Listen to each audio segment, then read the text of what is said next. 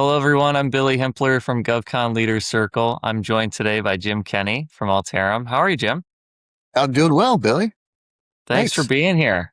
Middle of the summer, hoping for good weather this weekend. Everything going well on your end? Absolutely. Everything's going great. It's been a busy summer, but an enjoyable one so far. Good, good. Well, let's get right into it. Tell us about you. Tell us about your background a little bit in Altarum.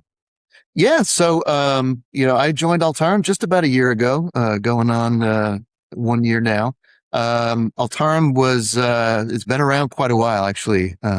Originally started up as a research lab as part of the University of Michigan, going all the way back to the 1940s and kind of evolved over the years, spun out and some name changes and acquisitions and things of that nature. But largely the last 20 plus years has been really focused as a nonprofit, focused on healthcare in particular, for those who are underserved or disenfranchised by the healthcare system. So it's definitely a very mission focused company.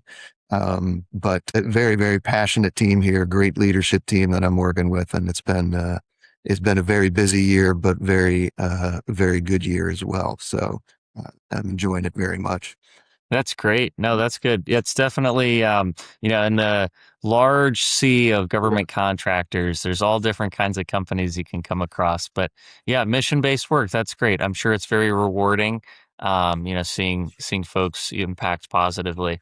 And you mentioned so a year ago to today, I'm sure it feels just like yesterday still, right? Yeah, it does. It has flown, but there's been a lot of work and a lot more to do. But yeah, it's been a good year, and it feels like home. Good. Well, I wanted to dive into some things we're seeing right now in the market. Okay. Um, and then we'll come back to yourself and Alterum here. But it has been, you mentioned busy year. This past year, a lot of craziness, and this year, there's different craziness each year. What are you seeing right now, both from just your personal perspective, and then if you want to comment on what Alterum is seeing in the market right now, issues facing the industry, how you guys are dealing with it? Go ahead. Yeah, I think I mean the whole sector is really dealing with, I think, probably what I'd say is a less predictable space, right? Funding is less predictable. That there are in some cases, there's less of it, but it's become a little less predictable, and in some cases it's slower. But there are times when things pop, and you've got to be really agile. You've got to be quick to respond, and it's gotten a lot more competitive. Obviously, there are, particularly in some of our spaces, there's a lot more players showing up, and in some cases, players that were never even there before, historically. So we're seeing a little more competition, more of a need to differentiate, and I think customer intimacy is probably more important than, I won't say ever, but than it has been in quite a long time. So those relationships, understanding what that customer needs, is more important than ever. Yeah. Yeah, totally. It seems silly to even say it because if we're saying it now, was it not the case before, but actually adding value? I think Very much so. Yeah. yeah. Um Look, yeah, I mean we could probably talk about all different kinds of stories about, well, that one really wasn't adding value or this one maybe Yeah. just seemed like it, but there is a lot more scrupulosity right now with is there being value Yeah. added at different agencies. You have to distinguish. You have to really draw attention to that. Yeah, and I think Um, you also, that differentiation. It needs to be done, but as the saying goes, you need to bring receipts. yeah, You can't just talk the talk. You've got to show that you can do yep, these things, and you have done these things, and I think that's become a little seen a little bit more frequently as well. It's just you can't just say it; you've got to do it. right, right. Yeah, proven. Hey, we took this particular program from A to Z, and these are the results. And yeah, it's it almost seems like Why weren't we doing that before? Well, I in a think lot of cases, it's like, yeah, this seems like a no-brainer, right? yeah. Yeah, yeah. But it does make it harder, right? Because sometimes there are things outside of your control. The government Yeah, has asked for you to provide a particular solution in a very fine niche, and you provided that solution, but maybe in some cases it didn't have the systemic impact that you might have gotten on another one. So it's just even more so that you have to really go, "Hey, we did exactly," but it makes it more competitive. I think that's the point we're both making. it is. Yeah. And you know, you still got page limits and things like that. So Yep. you've got to be able to tell your story effectively within those Yeah. limits. Yeah, yeah. No, that's great. It does seem like the small business community has been impacted a lot, particularly in the past year leading into this year. Um, you guys are a little bit different than maybe say formal 8As, but certainly on the smaller side. Do you want to comment on that a little bit? Yeah, I mean, we're not a small business per se. So we're Yeah. not, you know, we're not competing in that space, but um, still being in a position, as you said, right? We're not large and mighty, and so and again, right in this environment, it's having to differentiate yourself and compete in some spaces where, especially now, Yeah. some of those larger players historically weren't there, uh, Right. and you're starting to see them going after smaller pieces of work. And so, again, that differentiation is just even more important, right? Those big players are coming in with some big quals and a lot of history. And so, um, you know, we've got to make sure that we are making our qualifications known and rated. Yep. What is one way that the health and research space has significantly been negatively impacted? And then I'll ask kind of the upside question Yeah. in a moment. But is there one particular thing that stands out as this has been the most negative impact in the last 18 to 24 months? The most, it's probably a combination of things, but you look at you look at agencies like HHS, it's just massive impact. Hmm. Um, and over the last, you know, 18 months, and it's slowing procurement. You know, there's fewer people trying to get the same work done. There's pressures on funding, so it's kind of a combination, I would say, of just bandwidth of the staff that's there, Hmm. utilization of the funds that are now available. So um, Yeah. it's created some challenges. It's created some delays in some cases where I think it's never been it's never been more so than it is now. There's always been delays in the procurement cycle. Things never happen as quickly as you want them to, but I think even now, with fewer staff to you know, push the procurement process along, number one, and number two, just you have fewer funds available. And more proposals to evaluate, right? We had a proposal earlier this year. There were 38 bidders on it. And so I Wow. think, you know, historically when you're on the procurement side of the house and you're expecting maybe to see 5 or 8, you know, and suddenly you've got over 30, it draws out the whole cycle when you've got to go through Yeah. that process 38 times. So uh, Yep. it's just making things harder to get through. Chaos sometimes creates opportunities. So the Yeah. reverse of that same question, what's been, if you had to name one, what's been the best thing that's come out in the last 18 to 24 months? I think, you know, I touched a little bit on customer intimacy, and I think it's become more important. And I think that partnering, as you focus on it, I think those relationships are getting deeper, and the understanding of what those agencies need has gotten deeper. And so I think while it's become more challenging to go after the business, I think we're finding in the places where we've been successful is it's where that deep intimacy exists, Yeah. and that differentiation. Yeah. I won't say comes naturally, but it's much clearer. I can appreciate that a lot in my world. It does feel like 10 years ago, 10 plus years ago when I started doing recruiting, it was very transactional. You could pick up the Mhm. phone, you could throw a rock a million different directions, and eventually you'd hit someone that has a recruiting, staffing, consulting need.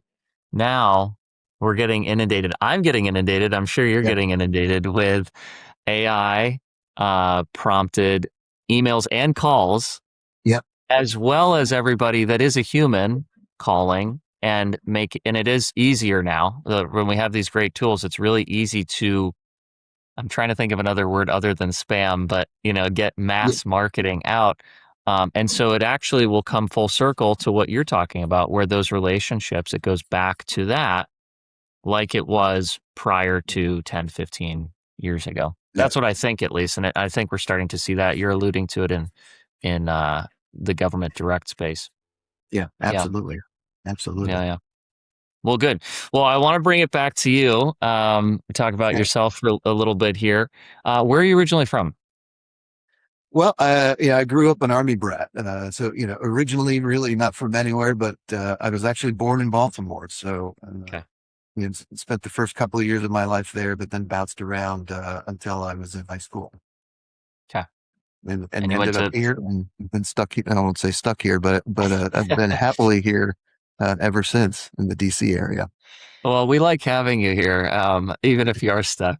Yeah. Um, but you graduated from Villanova. You got a finance Yeah. degree. Yeah. Yeah. Um, yeah, originally, I started out as an econ major and just found that became a lot more writing and essays and theory and in some cases it felt like history.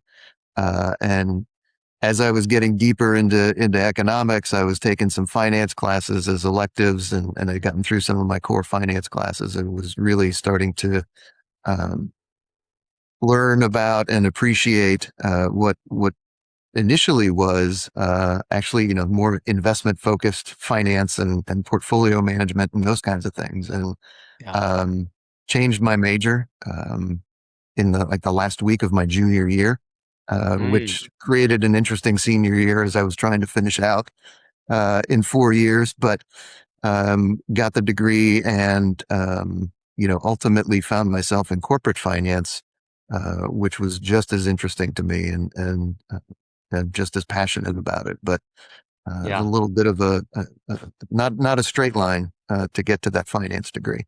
Sure. Sure. Econ classes are so interesting. Yeah, Everything is, well, this is how it would work in a vacuum. The right, vacuum right. never exists. But it is really, they are very interesting. And you're right, a lot of history involved in it too. Take us to that first job out of college. Yeah. So my first job out of college, I actually, while I was in high school and in college, I actually had a job in an office that I worked during the summers. Started out there in the mailroom just kind of after school, my senior year of high school, and then all through college went there on breaks and got out of school in a pretty rough job market. So I went back there. This was a company that actually did marketing support for pharmaceutical firms, and started out there and got a break at one point and just kind of knew someone who knew someone who knew someone and got a job with at the time Computer Sciences Corporation as a project control analyst, and that got my start in GovCon and sort of back into a finance focused career path. Is it something when you were in college, you were thinking, oh, government contracting, or was it one of those things you kind of fell into? I kind of fell into it. I mentioned earlier I was an army brat growing up, and my father got out of the army and got into government contracting, and so that's all I knew about it was that's what my dad did. Um, he was on the operations side, program manager, portfolio manager, but it wasn't one of those things that I ever thought I was going to get into, but it had just, like I said, it kind of happened. And, I've been in it ever since. And it's just been my entire career since, pretty early on. So Yeah. And it's really outside of this area. You say GovCon, and people think a million different things. yeah, You have to really say government contracting for them, yeah, for half of folks to, for it to comprehend. But yeah, it is a little bubble. Okay, so brief history, getting all the way, you touched on it a little bit there, but taking us through to the roles right before and then to MITRE, and then we'll touch on High Mhm. Point in a little bit. But can you talk about that time period? Sure. Yeah. I mean, I started out, like I said, as a, program control analyst. So I was doing, program control, program finance. That was multiple roles over the years of, varying responsibility, but, it ended up becoming kind of a financial planning and analysis path. And that was, sort of the path that I was on. Um, I got really interested. I spent time at, like I said, Computer Sciences Corporation, L3. When I got to Unisys and joined that company, which is now was acquired by SAIC a few years back. But um, I got there initially as a director of FP&A, and that was a time of, there had been some downward pressure in the revenue streams there. And so it was a time of a lot of data calls and a lot of analysis and a lot of what's happening, a lot of what happened. And we had really solid tools in place in terms of, our forecasting tool, Deltek Cost Point. The hard part was harnessing and then harvesting all of that data that was in those systems. And so I found myself struggling. Um, I won't say a lot, but a lot of questions that I wanted to answer, I couldn't answer as quickly as I wanted to, and was working a lot with the IT team at the time, and just saying I just need some help with reporting Hmm. capabilities. And um, my boss at the time was super supportive. I started doing some work with IT, and we were making some progress around tools and sort of leveraging some technology.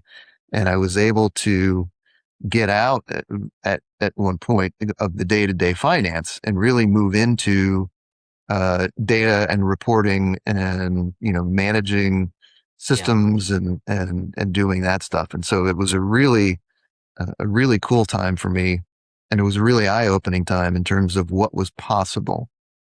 And did that for a few years there at Unisys and created, with the help of that tremendous IT team there at the time, just some really cool reporting and analysis capabilities and Yeah.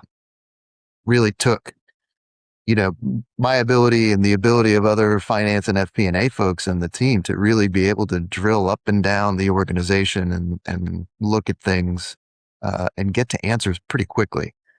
So we had, some great tools in place. And so when I ultimately left Unisys and went to MITRE, it was sort of with that data and reporting focus, and got to MITRE. But it was so focused on that I got a little bit away from, sort of the pulse of the business at the time. And so moved back into like an FP&A role where it was a little more day to day, you Yeah. know, seeing what was going on in the company. And that brought me to High Point. Yep. Yep. And we'll touch on that in a second. But it's, Yeah.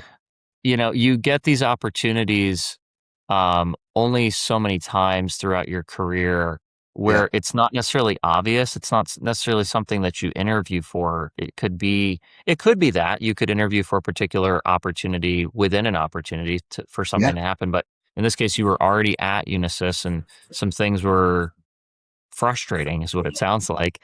And Yeah. that created a solution path, which then led to some other things. Um, Everything happens for a reason, right? Yeah, exactly, exactly. Yeah. So yeah, it was great. It was great to have a supportive boss, and she sort of pitched the concept, and I said, well, it's not something I ever imagined doing, but Yeah. like you said, it's just something presents itself, and off you Right. go. Right. Right.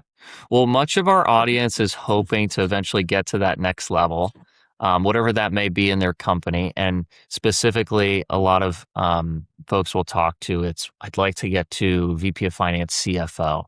You Mhm. got that first CFO gig at High Point. Can you talk us through that, how that went?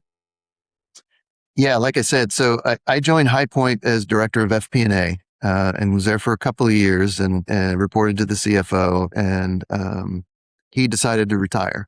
And at the time, High Point wasn't quite as big as it had been a couple of years prior, and so there was some uncertainty around, do we need a CFO? Um, and so there was not an immediate move, to backfill. But Hmm. after a few months, it became, well, I won't say obvious, but there was a need for some leadership, I guess.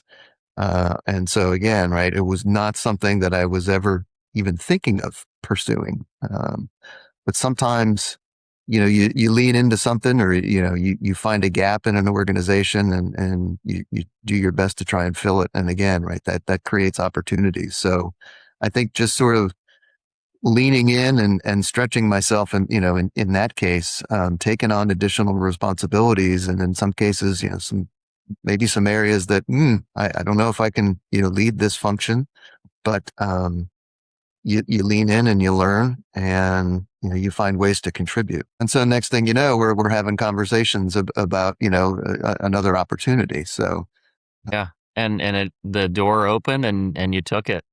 And yeah, that's sometimes just what has to happen. But no, that's great. And then from there, moved to Evoke and now Altarum.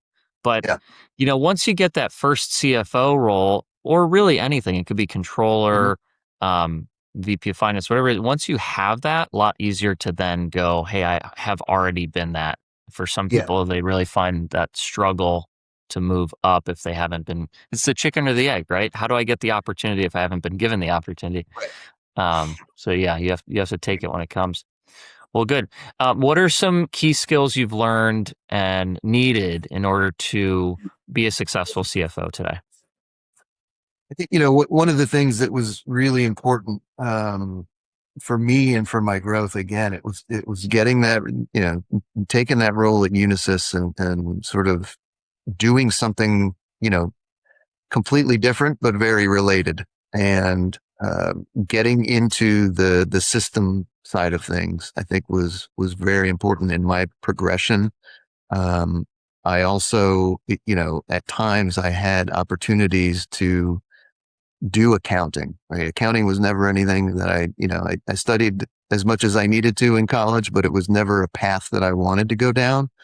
But I've had opportunities over my career to get into some more accounting focused roles. And so, I'm not an accountant. I will never claim to be one, but having that broad range of experience. And so again, being open to opportunities when they're presented, and saying, well, that might not be in my wheelhouse. But I think I could do it, Yeah, and getting in, and getting a little uncomfortable at times. Right. But it broadens the experience. It broadens your understanding.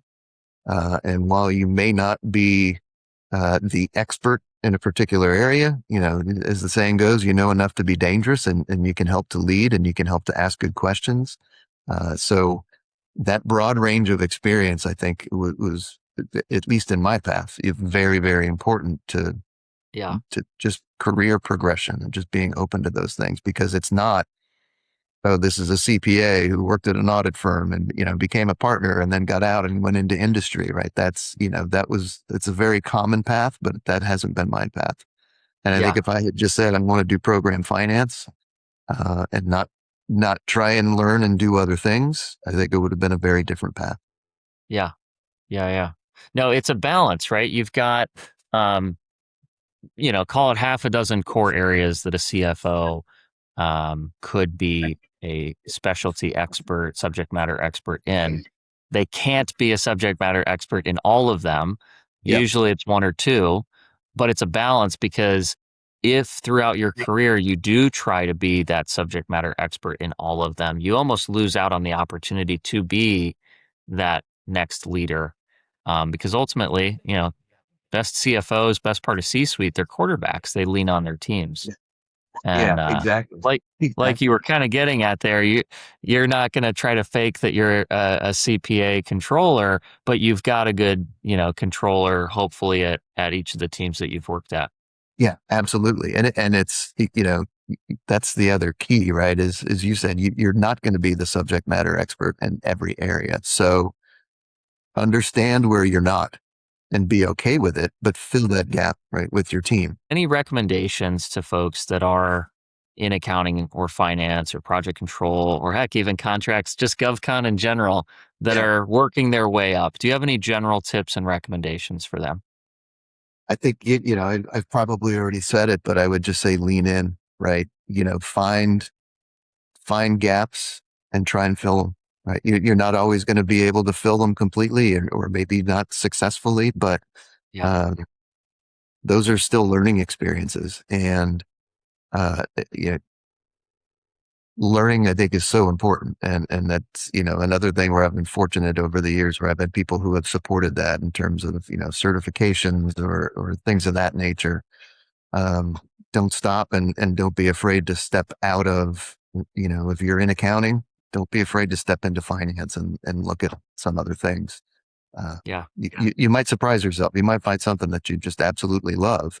But even if that's not the case, you're going to come out smarter. Well said. Yeah. That's great. Well, thank you so much, Jim. I appreciate this. So if anyone Thank wants to you. find Jim, he's at Altarum, wonderful CFO. Altarum's doing great from what it sounds like. Yeah. Jim, anything else you want to add? No, I just, Billy, thanks. This has been fun, and really appreciate it. Absolutely. Thank you. Well, thank you for joining us today. Thank you for listening in to this episode. We'll see you next time. I'm Billy Hempler from GovCon Leader Circle. Take care.